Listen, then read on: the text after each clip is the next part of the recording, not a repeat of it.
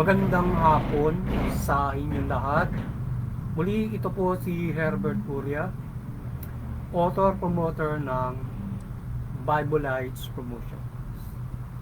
Akibat ang ating pananalig sa ating banal na Panginoon Diyos, banal na Panginoon sa Kristo, at gabay ng kaliwanagan ni Banal na Santa Maria, ay atin po ibinabahagi sa inyo sa linggong ito ang mensahe ng ating banal na Panginoon Diyos. Ang tema ng mensahe ng ating banal na Panginoon Diyos ay huwag magpadala sa tukso, manalangin at manampalataya sa Panginoon sa Kristo at Panginoon Diyos. Yan. At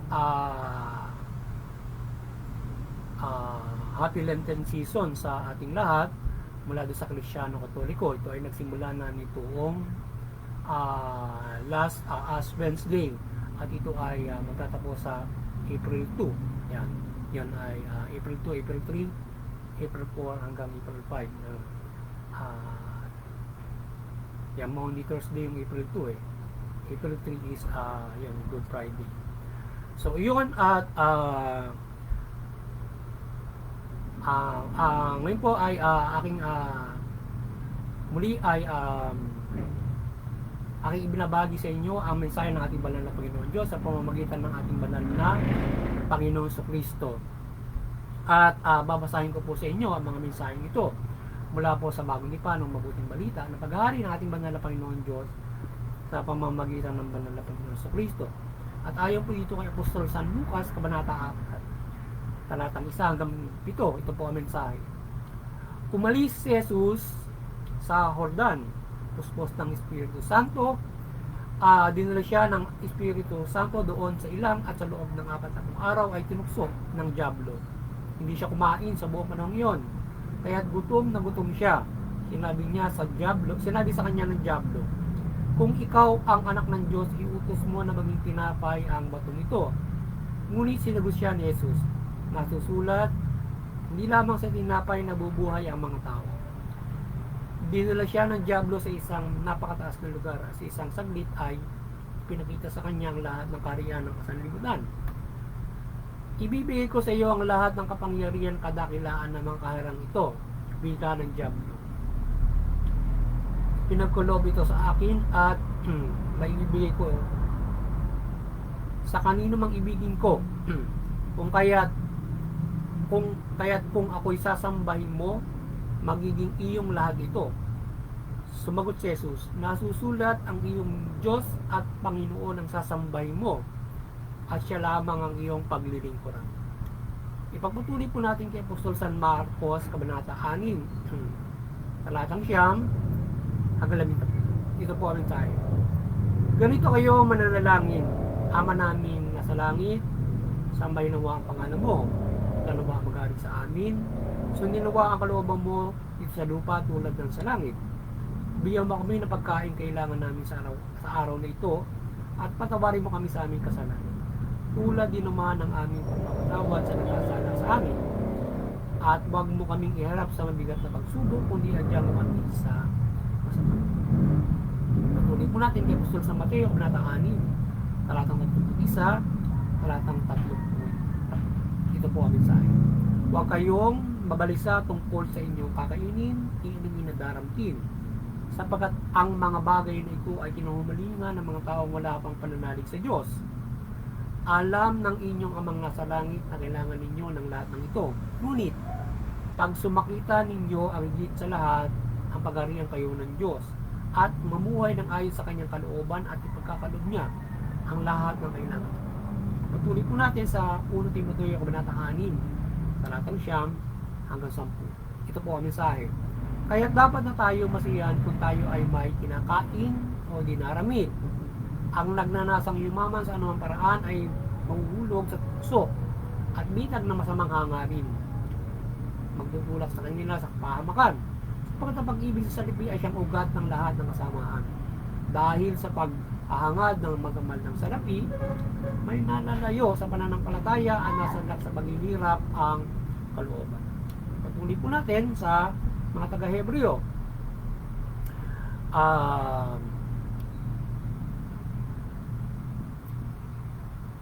Huwag kayong magmukhang salapi, masaya na kayo sa anumang nasa inyo, sapagkat sinabi ng Diyos, hindi kita iiwan ni pababayaan man.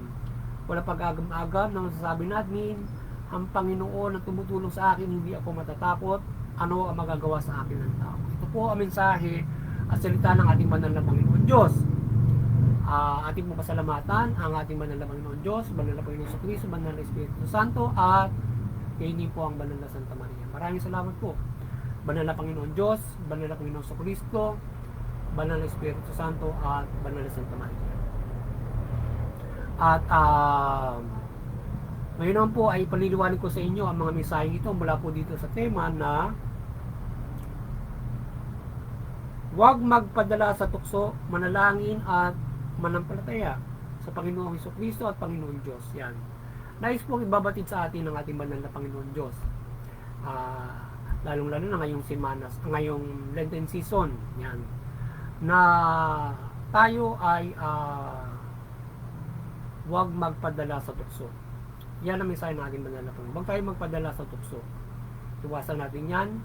Manampalataya tayo at manalangin upang makaiwas tayo sa tukso. Maging gabay natin ng mabuting balita at iba yung pananampalataya sa ating Panginoong Kristo at Panginoon Diyos para maiwasan natin ang tukso. Tandaan natin ang inilahad ng Panginoong Kristo na ginawa niya nang siya ituksuin ng Diablo o ni Satanas, na siya gutom na gutom at tinutukso siya na kung may kapangyarihan ka, gawin mo tinapay yung bato, at ibinibigay sa kanya yung kapangyarihan ng mundo, basta sambahin lang niya yun.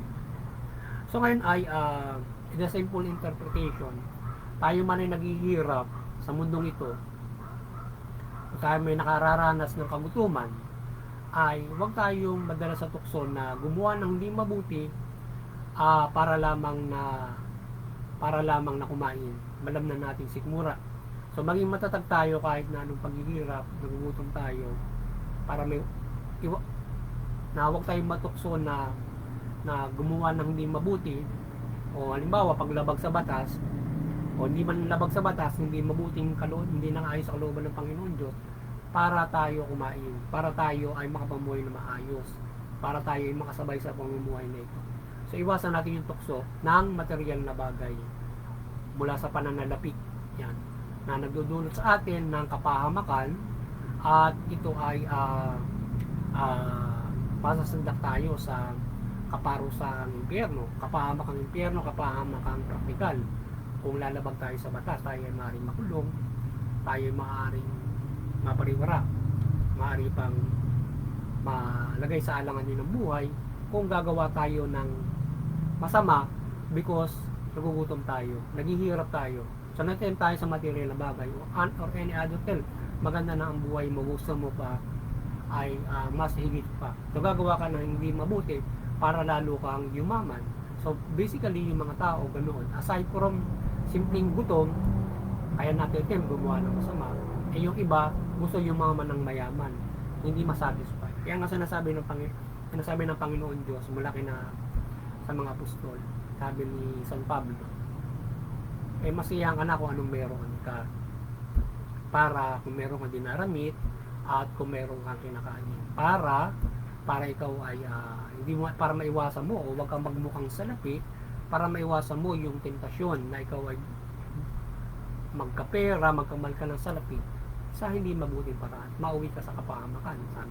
Sinasabi ng Panginoon Diyos ay yung mga nababalisa, huwag kayong mabalisa sa pagkain, damit o pamumuhay na ito, dahil sa yan ay kinahumalingan ng mga taong walang pananampalataya.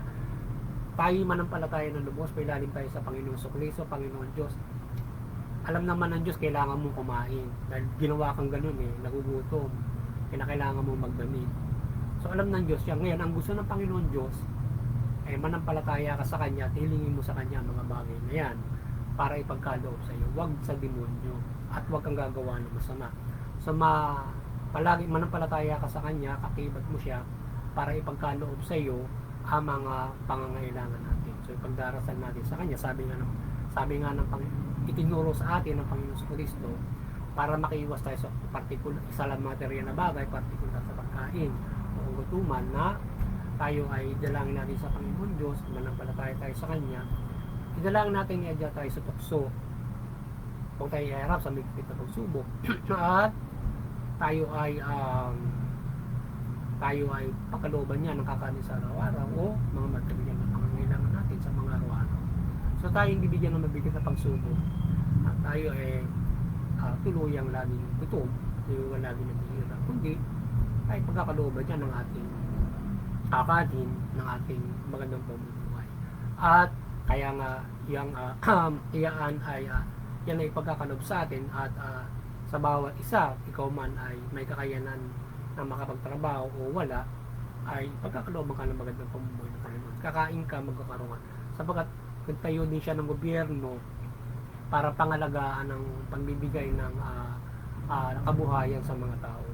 So kaya yan ay kaya ikaw man ay may kakayanan magtrabaho o wala, ay kanilang pinamamahalaanan yan para ikaw ay maibigay sa iyo ang sapat na kakanin at ikakabuhay mo. So yan ay ang gobyerno ay nagpo-provide dahil siya ang namamahala noong kalikasan natin. So tayong lahat ay mabibigyan ng trabaho. Kung ikaw man ay isa kang sinilang na PWD, nagkaroon ka ng problema sa iyong pamumuhay, ikaw ay naging disabled, so kasama ka sa bibigyan ng karampatang pagpapala mula sa gagawin ng mula sa serbisyo ng gobyerno para kumain ka ng sapat, mamuhay ka ng mabuti. Sa serbisyo na bibigyan ng gobyerno sa ganung klase ng mga tao, mula sa pagtulong sa pamilya at pagbibigay ng trabaho sa bawat isa, sa mga ganung mga bagay. So yun, sila nagpo-provide para tayo ay lahat ay magkaroon ng mahusay na trabaho at iba't ibang mga serbisyo. So kaya tayo ay hindi pababayaan ng Panginoon Diyos kung tayo mananampalataya sa Kanya. Kaya mananampalataya sa Panginoon Diyos, mula Panginoon sa Kristo at ipagkakaloob niya sa atin ang ating mga pangangailangan at hindi niya tayo pababayaan. Sa lahat ng bagay mula dito sa material na bagay na ito, na tayo ay hindi kumulangin sa material na bagay sa pang-araw-araw natin kung tayo mananampalataya. Hindi tayo pababayaan na palaging gutom na tayo nalalagay sa anak ng Panginoon. Tayo pinahalaga ng buhay ng Panginoon Diyos.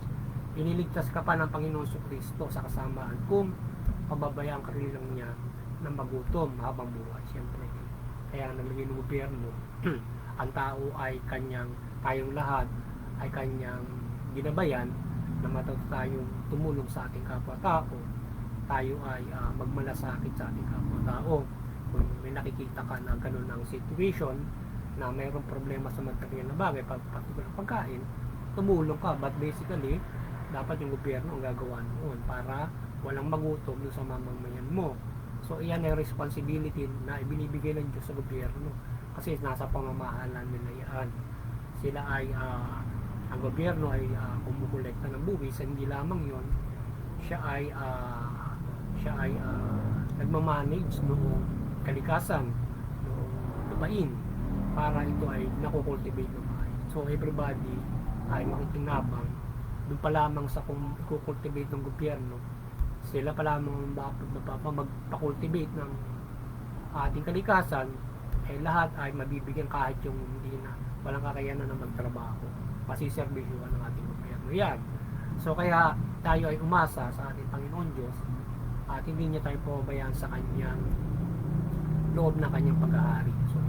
So yung mga pamalan yan ay sakop ng Panginoon Diyos, kaya niya tinalaga yan ay ginawa niya para makatulong sa kaayusan at pag-subdue ng ating kalikasan o ng mundo ay pinagkaloob sa atin para tayo ay makapamuhay mula sa lahat ng sa material na bagay na pangangailangan natin. Kaya iwasan natin yung tayo ay matukso sa lahat ng bagay mula sa material para gumawa tayo ng hindi mabuti. Bagkos, silingin natin sa Panginoon Diyos, manalangin tayo, manampalataya tayo para hindi tayo natitempt ng material things. Para kung tayo may kakulangan dyan, lalo na kagutuman, so binigay ng Panginoon sa Kristo example na sa nangyari na siya ay binibigay o gutom na gutom siya. Halimbawa ikaw ay naghihirap, nilapitan ka ng isang nilapitan ka ng Diablo, isang sa forma ng isang sindikato na ikaw ay sige, bibigyan kita ng yaman, gagawin kitang head ng aking sindikato, halimbawa ganun, at ikaw ay mamumuhay na maayos, or else pamahalaan mo ito at ikaw ay gagawin kong isang magaling na politiko at kukurap tayo ng marami, mapati po mga ganun. So mabubuhay ka na maayos pero sama-sama, di ba?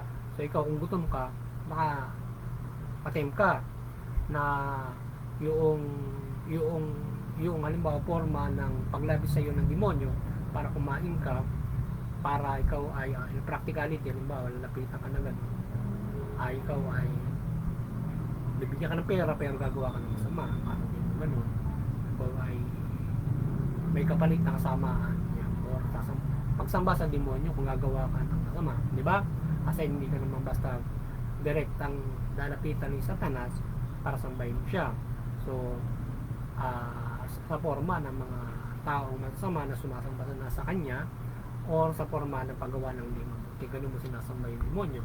So kaya iwasan natin ang paggawa ng masama para tayo sa material na bagay, para tayo ay kumain or tayo ay guminhawa ang pamumuhay. So yan. So at iba't ibang mga bagay na magtetempt sa atin, iwasan natin yan.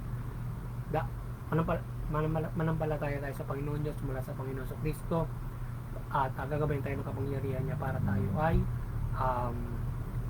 makiiwas sa tentasyon. At mula dito sa aral o itinuturo niya pagmumold ng ating puso at isipan na maging matatag tayo against maging matatag tayo sa paggawa ng matuwid laban sa kasamaan. So yan, paulit-ulit din natin itinuturo yan, ang aral ng ating Panginoon sa Kristo, Panginoon Diyos, na tayo ay maging matatag sa pagiging matuwid. So yan, sa pagtahak ng matuwid para hindi tayo makagawa ng masama. So yan, at tayo ay magkaroon ng mabuting pamumuhay, kaligtasang spiritual. Kung tayong lahat ay mamumuhay ng ganyan, so mapagsasaluhan natin ng magandang mundo nito na apaw-apaw para sa milyong-milyong tao, bilyong tao mamuhay, ay mamumuhay tayo ng maayos, sapat-sapat sa ating lahat. Pero hindi tayo nakapumuhay ng gano'n yung iba, kasi nga yung iba ay sila lang yung gustong mamuhay ng maginawa. So yung iba parang sinusolo nila, sila lang gusto, di ba? Yung iba ay wala, kaya nagagamit ang pamahalaan doon sa maling pamumuhay. So at hindi na tutupad yung magandang pamamahala for everyone is makapumuhay ng mais mula doon sa karapatan ng tao. Yung pa lamang sasablay na agad. Yung karapatan ng tao ay napatubad yung 1940s, di ba? For mula nung ang Panginoon sa Kristo dumating, 1,000 years na, di ba? Bago pa lang napatubad yung karapatan ng tao para mamuhay ayon sa karapatan. Hanggang ngayon hindi pa rin tutupad lahat sa bawat bansa ang equality ng human rights. For everybody live good, di ba? Pero kahit ganoon, hindi rin tayo pinababayaan ng Panginoon Diyos na ang bawat sumisibol ng tao ay kanyang ginagabayan na makapamuhay, mabuhay siya. So, kaya iba yung pananampalataya ang kailangan natin para tayo ay makaiwas sa tukso mula sa Panginoon sa Kristo. Muli, sana ay nagabayan naman kayo ng mabuting balita at kayo ay nabuklod ng Panginoon sa Kristo sa ating pagbabahagi at pagpapalaganap ng mabuting balita mula dito sa Bible Life Promotions. Sana patuloy kayo mabuklod ng Panginoon sa Kristo, maliwanagan niya kayo at dito sa mabuting balita ng kanyang mga pangaral o kanyang mga gabay mula sa Panginoon Diyos, at kayo ay magkaroon ng kaligtasang spiritual at mula pang araw-araw na pamumuhay hanggang sa takdang panahon. Yan, at yung mga mapaigting ang pananampalataya ng mga naniwala ng mga Kristiyano, at patuloy kayong maging maigting ang inyong pananampalataya sa ating banal na Panginoon Diyos, at maging magpatuloy sa anumang kaloob sa inyo ng Panginoon Diyos sa ating pakikisa sa Panginoon sa Kristo, na ipagpatuloy natin ang tayong mga Kristiyano ng naniwala ay maging tagapagligtas na mula sa Panginoon sa Kristo ng sangkatauhan sa pagpapalaganap ng mabuting balita, pagpapalaganap ng mabuti, maayon sa mabuting balita, anuman yung inyong mula sa simbahan at anuman ang ating kaloob sa atin ng Diyos, na ating status sa buhay. Yan. At doon sa sana ay patuloy tayo magabayan ng kaliwanagan ng Panginoon Diyos, Panginoon Kristo, Banal Espiritu Santo mula Banal Santa Maria, na kanyang pagmimilagro sa ating pagbabahagi ng mabuting balita sa mga oras na ito, sa bansang ito at sa buong mundo. At hindi lamang sa mga oras na ito, sa tuwing tayo magbabahagi ng mabuting balita, nagabayan tayo ng pagmimilagro ng kaliwanagan ng Santa Maria, kundi sa panahong ito, sa henerasyong ito, gabayan tayo ng kaliwanagan ni Banal na Santa Maria, at papaigting natin ang ating pananampalataya sa pagtupad ng mabuting balita at pananampalataya sa Panginoon Kristo at Panginoon Diyos. At tayo ay magkaroon ng kaligtasan spiritual. Yan. So yun. At gayon din ay